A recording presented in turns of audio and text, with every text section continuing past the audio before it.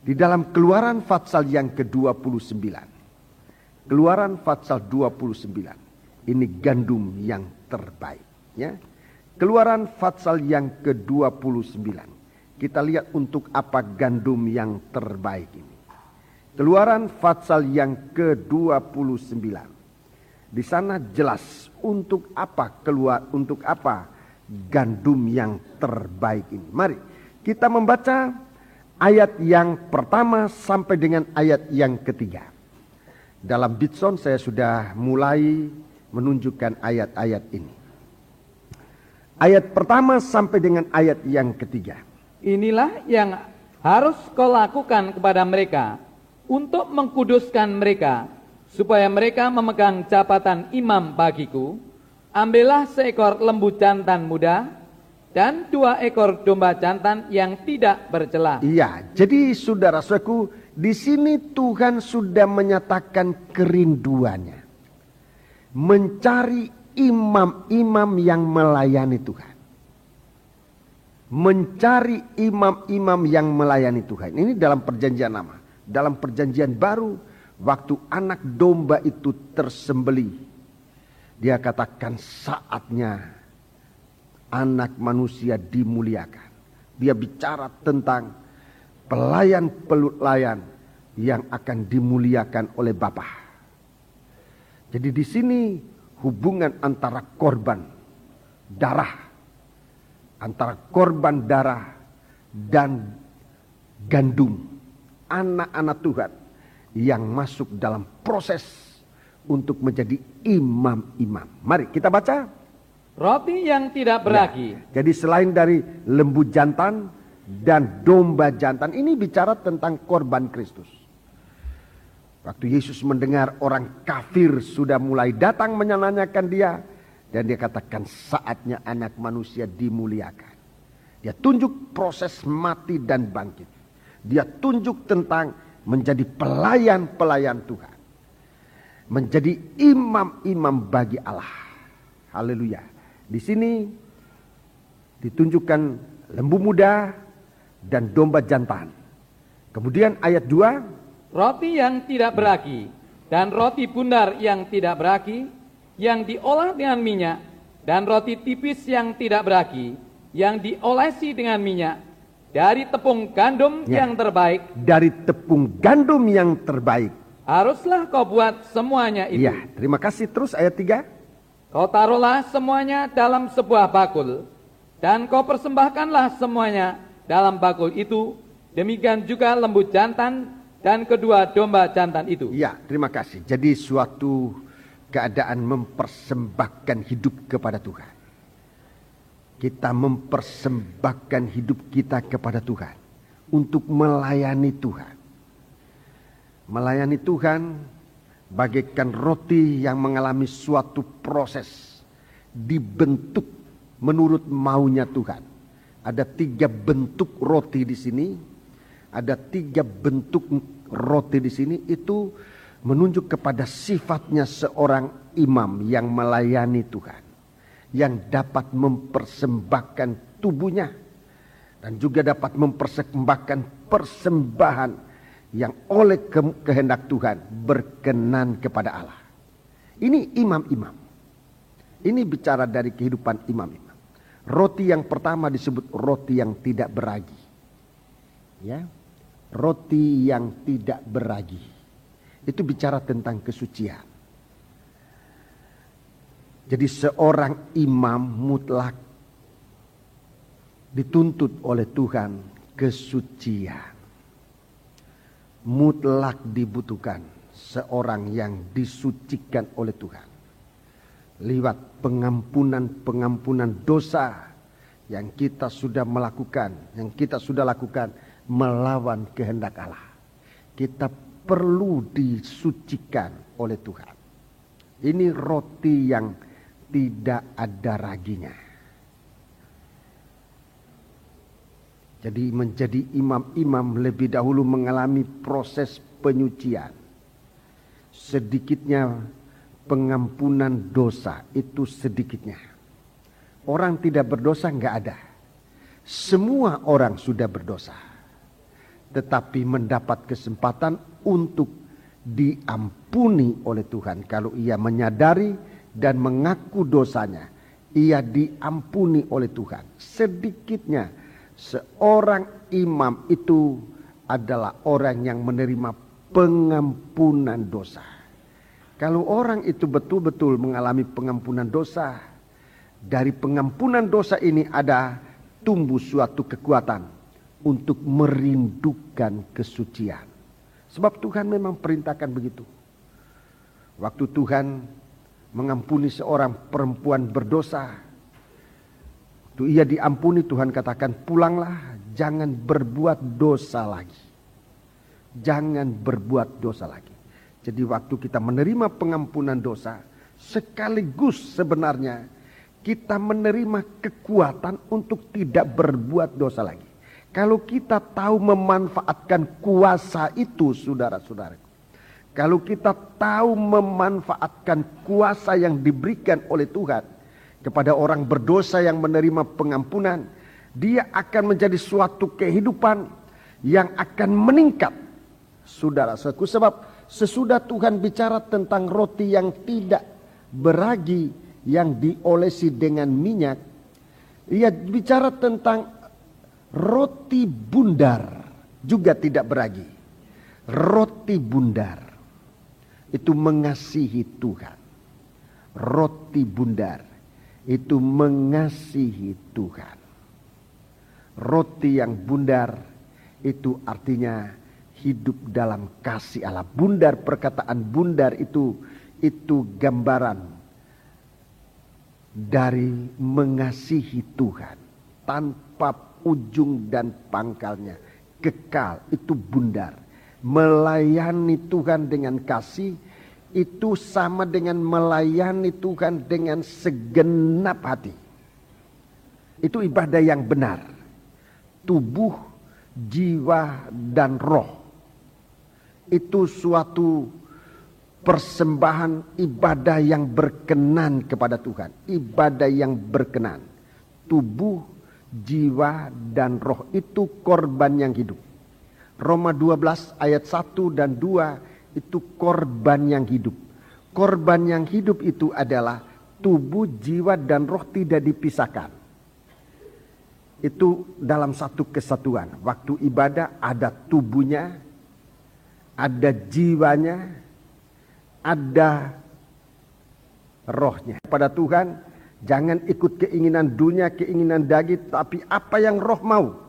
Itu. Jiwa kita, pengertian kita. Pengertian kita apa? Jiwa kita, pikiran kita pusatkan. Itu suatu ibadah yang hidup. Roh kita, saudara-saudaraku, kerinduan kita kepada Tuhan. Itu kerinduan yang ada dalam roh untuk bersekutu dengan Tuhan. Kalau ini tidak dipisahkan, saudara-saudaraku, kita masuk dalam ibadah yang sungguh-sungguh. Saudara-saudaraku punya kemauan, punya kerinduan. Itu roh kita. Di dalam kebaktian kita membawa pengertian kita kepada Tuhan, memusatkan pikiran kita saat mendengar firman Tuhan. Pikiran kita di situ. Tubuh kita ada di sini. Jadi satu keadaan yang tidak terpisah. Itu korban yang hidup. Coba lebih baik dibaca itu Roma 12 ayat 1. Roma 12 ayat 1. Karena itu saudara-saudara, demi kemurahan Allah aku menasihatkan kamu, supaya kamu mempersembahkan tubuhmu, ya tubuhmu, sebagai persembahan yang hidup, yang kudus dan yang berkenan kepada Allah. Itu adalah ibadahmu yang sejati. Itu ibadah yang sejati. Ini orang mengasihi Tuhan. Itu artinya tubuhnya tidak dipisahkan dari perhatian pikirannya, tidak dipisahkan dari hatinya, dari kerinduan hatinya. Jadi tubuh, jiwa, dan roh tidak dipisahkan.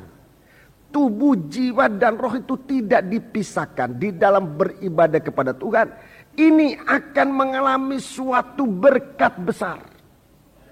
Kalau kita duduk dalam kebaktian, Tetapi perhatian kita di tempat yang lain.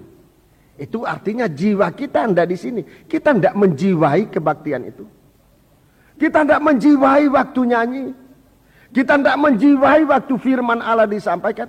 Jangan heran saudara-saudaraku, ibadah kita tidak berhasil apa-apa. Sebab korban yang kita persembahkan bukan korban yang hidup.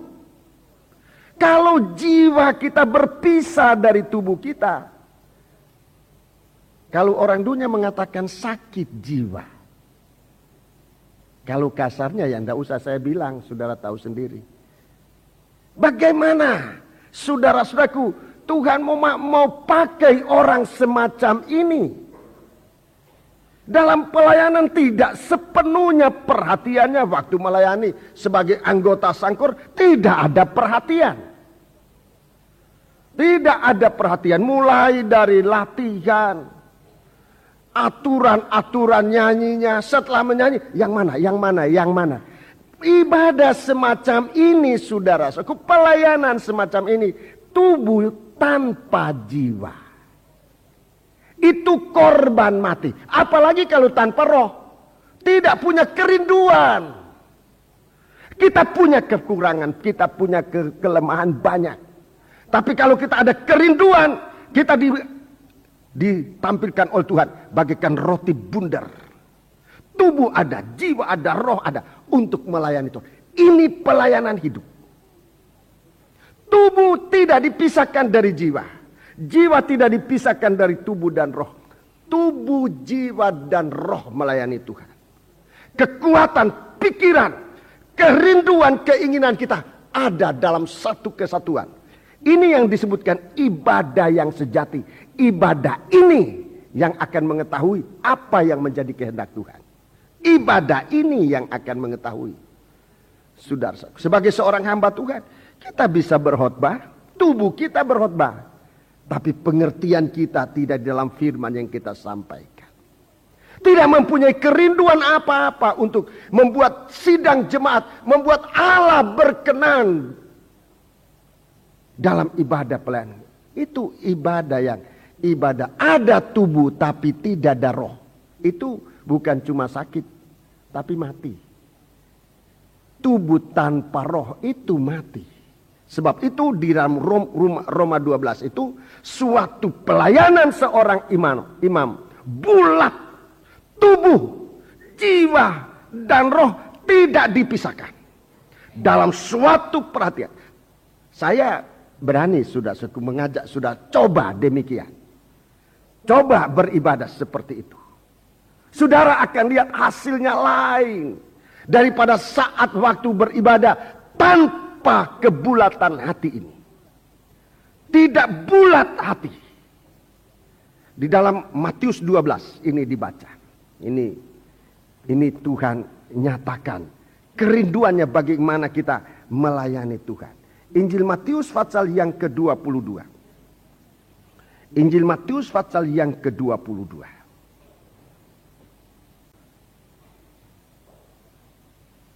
Ayat 37.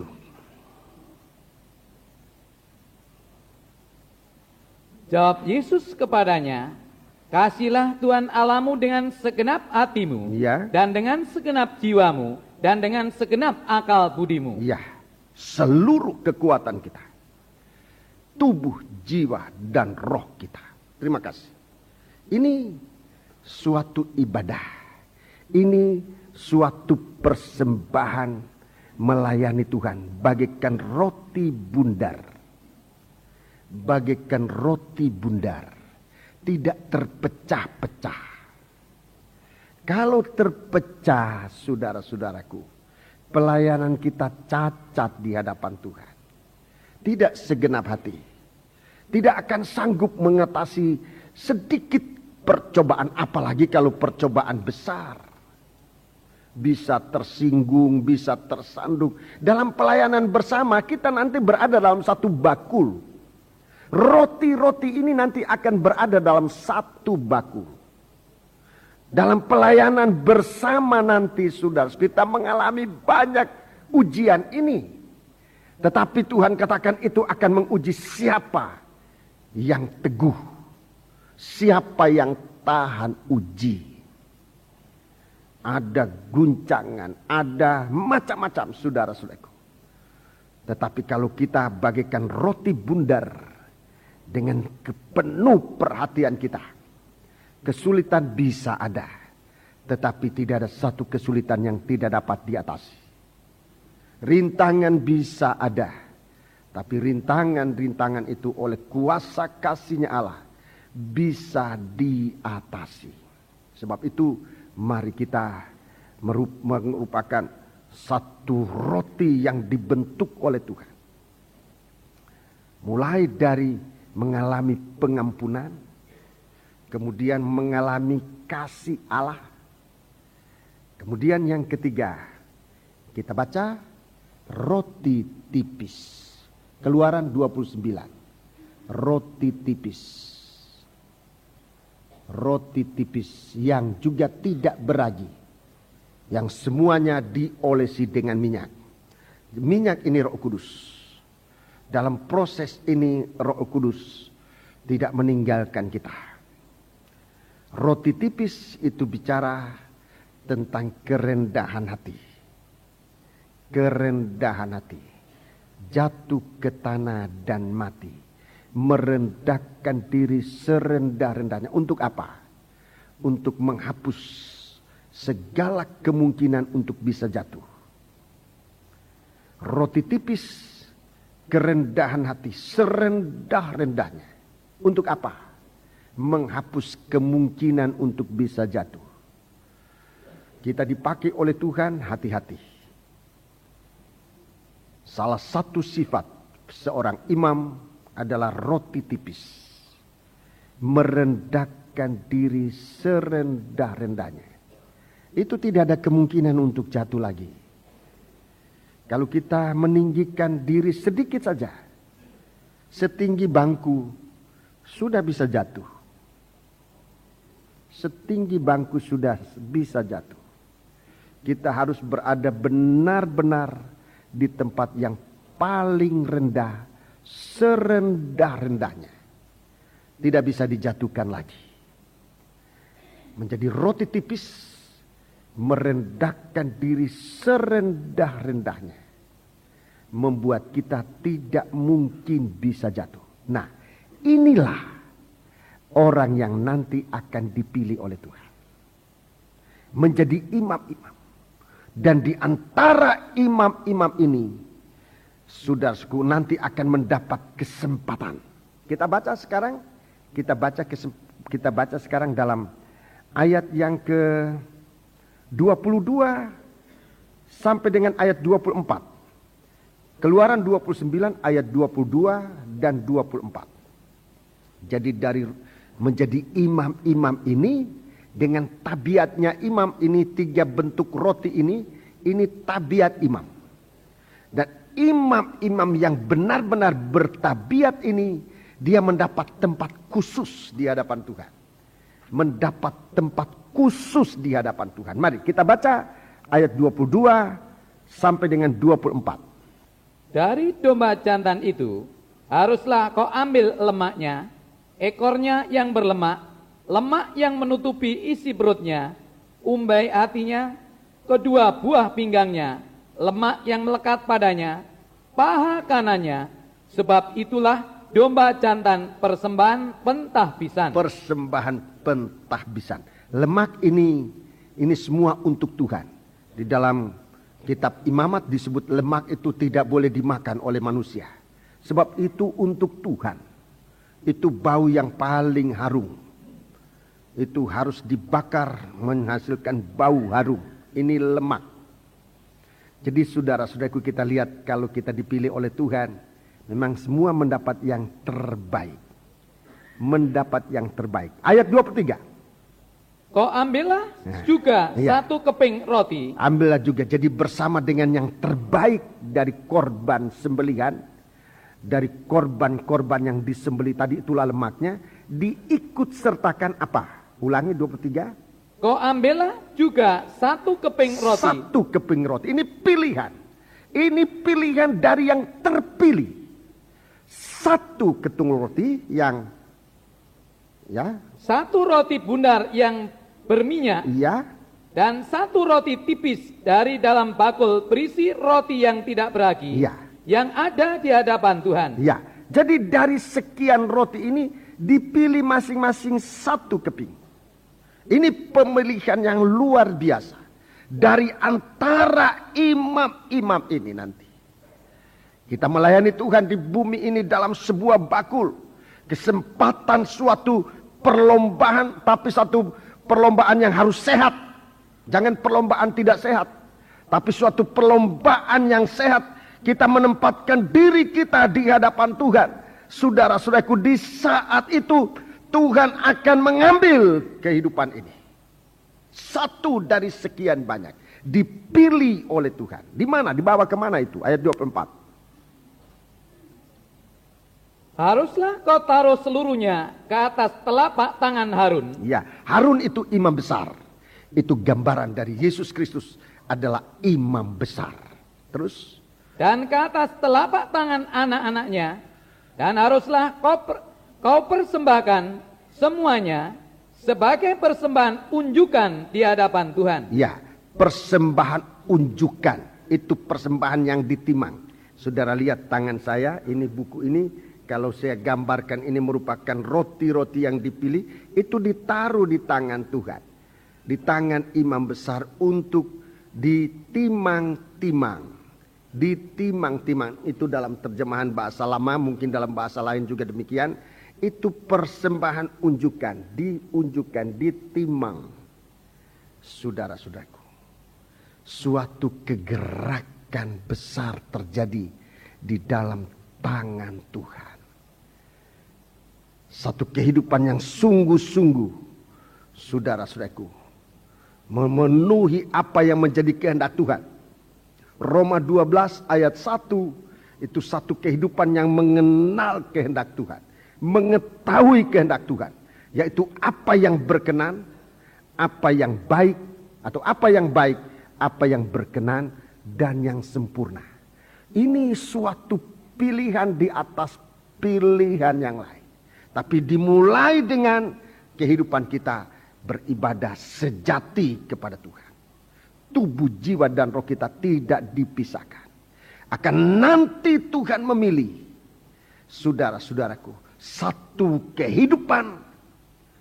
Ini bukan satu orang, tapi satu kehidupan. Ini satu tubuh yang akan dikhususkan menjadi milik Tuhan untuk ditimang, untuk dipakai oleh Tuhan dalam suatu kegerakan yang luar biasa, saudara-saudaraku. Kita memulai dengan kegerakan-kegerakan. Pilihan Tuhan sedang berjalan. Di antara umat Tuhan ini akan muncul imam-imam. Di antara imam-imam ini akan muncul nanti kehidupan-kehidupan istimewa. Seperti yang disebut dalam Wahyu 2:14 ayat 1 sampai dengan 5. Itu suatu kualitas istimewa. Nah, itulah yang nanti akan hidup. Yang akan mengikut Tuhan kemanapun Tuhan pergi. Kita sudah berada di pertengahan jalan. Jalan terus sampai kita mengalami suasana itu. Kita disucikan dengan percikan darah. Tujuan Tuhan supaya kita jangan menyimpang kepada persembahan-persembahan berhala. Menyembah patung dan binatang dan patungnya. Jangan menjadi orang dunia. Tetapi supaya kita benar-benar sampai menjadi satu kehidupan imam yang dipakai oleh Tuhan. Banyak imam. Tapi pertanyaannya sekarang, apa imam yang dipakai atau imam yang hanya akan gugur? Banyak hamba Tuhan. Tapi apa hamba Tuhan dipakai atau hamba Tuhan yang nanti akan gugur seperti Yudas? Tuhan mau supaya kita menjadi hamba Tuhan yang dipakai oleh Tuhan. Ini pilihan Tuhan. Orang-orang inilah yang nanti akan masuk dalam satu kesatuan tubuh bagaikan di tangan Tuhan. Yang ditimang-timang. Yang hidup dalam suatu kegerakan rohani yang tidak akan pernah berhenti sampai kita masuk di dalam kerajaan Allah. Dia yang membuat kita menjadi orang semacam ini. Menjadi imam-imam dan raja-raja. Imam-imam yang terpilih. Raja-raja yang terpilih. Ingat, saudara-saudaraku, masih ada bintang-bintang yang akan diseret dan akan jatuh. Kalau kita dalam tangan Tuhan, tidak ada kesempatan untuk diseret oleh ekor naga untuk jatuh. Haleluya. Melayani Tuhan. Melayani Tuhan. Tubuh, jiwa, dan roh kita jangan dipisahkan. Untuk mengalami, untuk bisa hidup, merendahkan diri serendah-rendahnya. Untuk saat pemilihan, dari yang dipilih, Tuhan memilih yang istimewa. Seperti yang disebutkan Wahyu 14 ayat 1 sampai dengan ayat 5. Itu istimewa dari umat pilihan. Itu dari bangsa Israel. Bangsa Israel ini orang dipilih oleh Tuhan. Tapi dari orang dipilih oleh Tuhan, Tuhan masih memilih sekian banyak itu. Itulah yang akan berada dalam tangan Tuhan. Saudara-saudaraku. Sebab itu jangan puas jadi imam. Tapi imam yang dipakai oleh Tuhan. Itu tujuan. Bukan menjadi imam, apalagi cuma ikut-ikutan. Tidak bisa tahan uji kalau jadi imam hanya ikut-ikutan. Gak bisa. Tapi kalau menjadi imam-imam, jadilah imam-imam yang dipakai oleh Tuhan. Dalam bentuk apa saja. Dipakai oleh Tuhan. Kalau menjadi hamba Tuhan yang dipakai oleh Tuhan. Dan kita semua mendapat kesempatan yang sama untuk dipakai oleh Tuhan. Kalau kita melekat bersama Dia, saudara-saudaraku, dengan korbannya, itulah kesempatan untuk kita bisa dipilih oleh Tuhan. Dan dalam kesempatan dipilih oleh Tuhan, juga akan dipilih menjadi orang-orang yang dipakai oleh Tuhan. Dalam kegerakan besar nanti, itu kegerakan tubuh Kristus, hanya tubuh yang hidup, hanya tubuh yang dipakai, yang berfungsi, itu yang akan dipakai oleh Tuhan. Tidak ada satu bahagian tubuh yang tidak dipakai. Kalau sudah tidak dipakai, itu akan dipotong. Sebab itu saudara-saudaraku, jadilah anggota tubuh Kristus yang dipakai oleh Tuhan. Roma pasal 12 itu jelas, saudara-saudaraku. Pemilihan Tuhan itu supaya kita dipakai oleh Tuhan dalam suatu kesatuan tubuh. Coba Roma 12 itu jelas sekali, saudara-saudaraku. Roma pasal yang ke-12. Roma pasal yang ke-12. Ayat 3. Berdasarkan kasih karunia yang dianugerahkan kepadaku, aku berkata kepada setiap orang di antara kamu, janganlah kamu memikirkan hal-hal yang lebih tinggi daripada yang patut kamu pikirkan, tetapi hendaklah kamu berpikir begitu rupa, sehingga kamu menguasai diri menurut ukuran iman yang dikaruniakan Allah kepada kamu masing-masing. Ya, ini rendah hati. Tidak memikirkan hal-hal yang lebih tinggi dari seharusnya. Ini rendah hati. Ini rendah hati. Jadi roti yang tidak beragi menjadi Tuhan juga ada roti bundar.